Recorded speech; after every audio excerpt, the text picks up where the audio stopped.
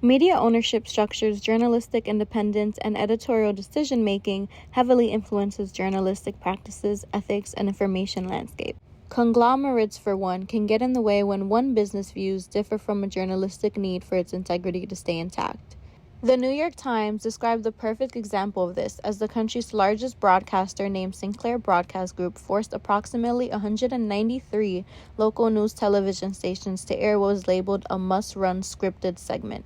They go on to say, dozens of anchors gave the same speech to their combined millions of viewers. It included a warning about fake news, a promise to report fairly and accurately, and a request that viewers go to the station's website and comment if you believe our coverage is unfair. It was also revealed that the Sinclair Broadcast Group were trying to get their hands on a $3.9 billion deal with Tribune Media, but were unable to so far because of a huge mistrust issue.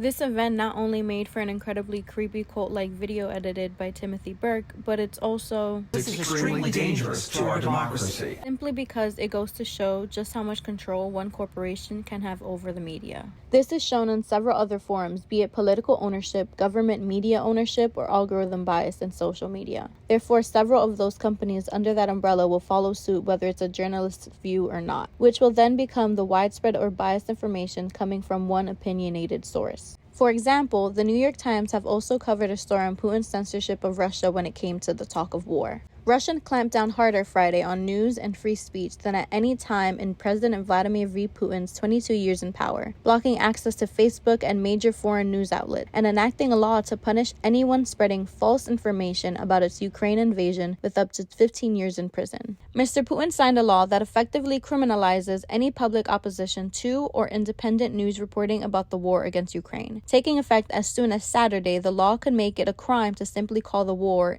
a war.